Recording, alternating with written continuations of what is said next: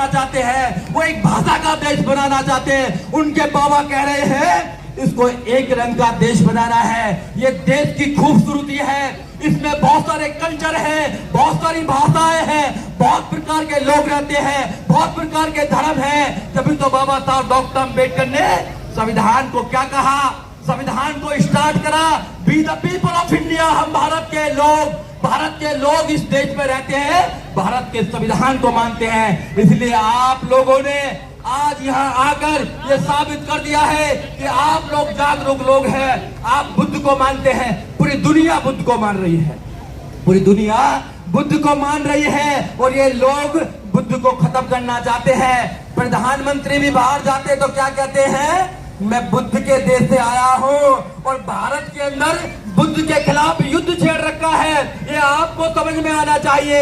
ये लोग बुद्ध की बात करते हैं, जो अंबेडकर की बात करते हैं, वो अंबेडकर के सपनों का भारत नहीं बनाना चाहते हैं। अगर कोई भारत बनाना चाहता है बाबा साहब डॉक्टर अंबेडकर के सपनों का, तो आप लोग बनाना चाहते हैं, बहुजन समाज पार्टी बनाना चाहती है, आदरणीय बहन कुमारी मायावती बनाना चाहती है, और कोई बनाना नहीं चाहता है। ये मैं खुले मंच से कहना चाहता हूँ कि जो लोग इधर उधर भाग रहे हैं, भैया समाज डूबा जा रहा है, समाज के बच्चों के एजुकेशन को खत्म किया जा रहा है, रोजगार को खत्म किया जा रहा है। और एक अभी बहुत नई नई चर्चा चल रही है कि घोड़ी पर नहीं चढ़ने दिया जाता है, घोड़ी से उतारा जाता है।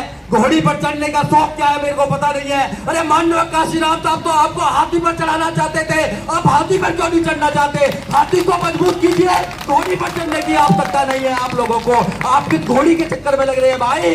आपका बाबा साहब डॉक्टर अम्बेडकर का हाथी है, माननीय काशीराम साहब का हाथी है, आपका अपना हाथी है। उस हाथी को मजबूत कीजिए, एक लात मारेगा, मनुवाद को उखाड़ कर फेंक देगा। ये आपकी ताकत है। जब जब भी हाथी को कमजोर किया है, आप पर अत्याचार हुए हैं, और जब जब भी तुमने हाथी को मजबूत किया है, किसी की औकात नहीं कि आपकी तरफ कोई आंख उठाकर देख ले। ये आपने देखा होगा अभी बोखारा 2027 में उत्तर प्रदेश के अंदर आप लोग मोस्टली उत्तर प्रदेश के लोग हैं। आपका एक ही सपना होना चाहिए कि उत्तर प्रदेश में फिर दोबारा 2027 में 2007 की तरह अपनी सरकार होना चाहिए, बहुजनों की सरकार होना चाहिए। और एक बात और बताना चाहता हूं, जब तुम्हारी सरकार बनी तो बहन जी ने क्या क्या किया, दो शब्द और बताना चाहता हूं, क्योंकि यहाँ पर ये जो प्रोग्राम है ये बुद्ध का प्रोग्राम है। तो बहन जी ने क्या करा, गौतम बुद्ध नगर बनाया, गौतम बुद्ध यूनिवर्सिटी बनाने का काम किया।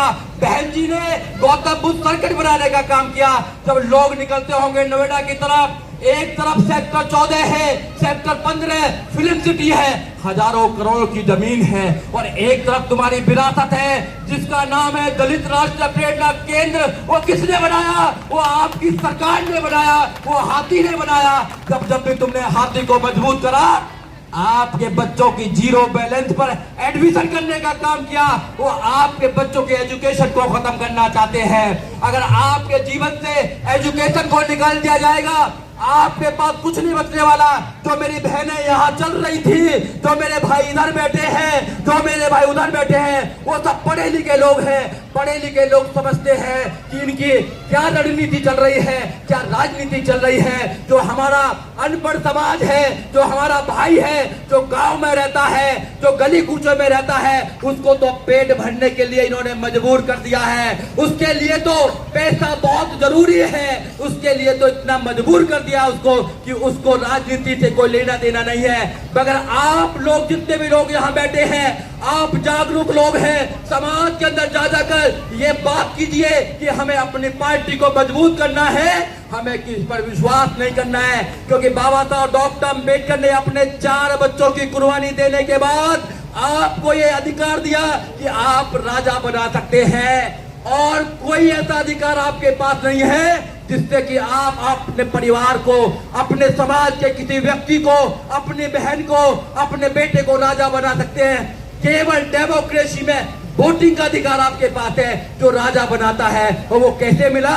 वो बाबा साहब डॉक्टर अम्बेडकर की बच्चों की कुर्बानी के बाद मिला। उस कुर्बानी को जाया मत जाने दीजिए। अरे बाबा साहब डॉक्टर अम्बेडकर ने अपने बच्चों की कुर्बानी दी, अपनी पत्नी की कुर्बानी दी, माननीय काशीराम साहब ने अपनी कुर्बानी देने के बाद आपको मजबूत घर दिया है। उस घर को बचा लीजिए, घर को मजबूत कर लीजिए। लोग लड़ने के लिए तैयार है, नौजवान लड़ने के लिए तैयार है। आप लोग खड़े हो जाएंगे तो घर बच जाएगा, और जब घर बच जाएगा तो दुश्मन भाग जाएगा। दुश्मन कमजोर है, वो अंधविश्वास पर टिका हुआ है।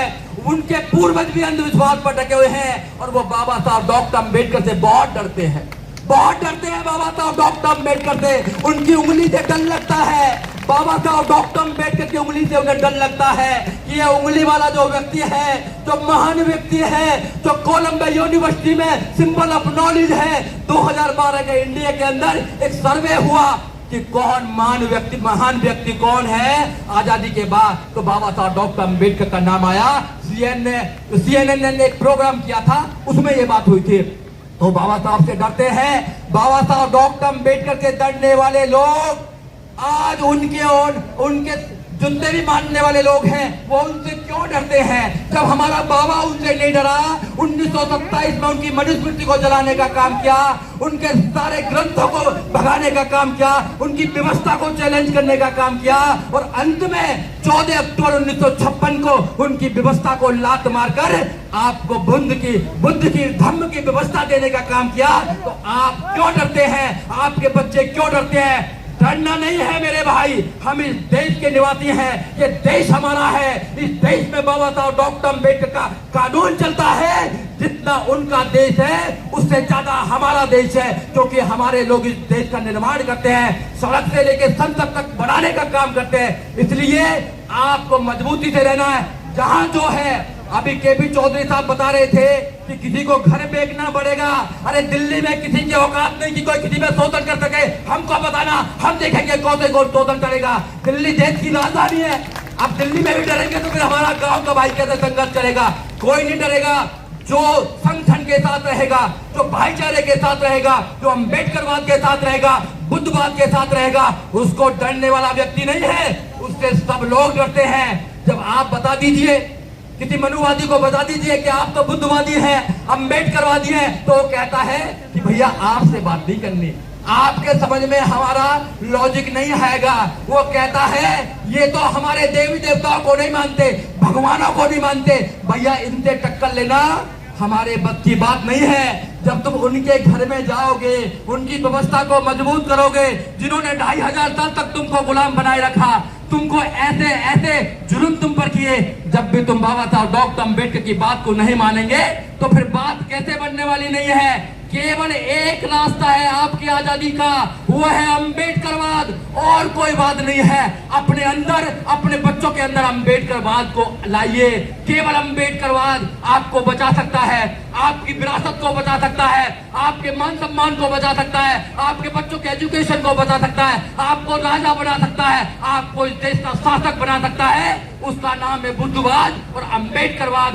और सारे बात जितने भी है वो सब नकलीवाद है, झूठेवाद है। केवल अम्बेडकरवाद इस देश में सबसे ऊपरवाद है। इसलिए आप लोगों ने मेरी बात को सुना, आपने मेरी बात को सुना, उसका बहुत बहुत धन्यवाद। और मिलिंद भाई का बहुत बहुत धन्यवाद, उन्होंने यहाँ कर बुलाकर मेरे विचारों को आप तक पहुंचाने का काम किया। साथियों, जुल्म के साए में मुंह खोलेगा कौन? अम्बेडकरवाद किसको बोलते हैं?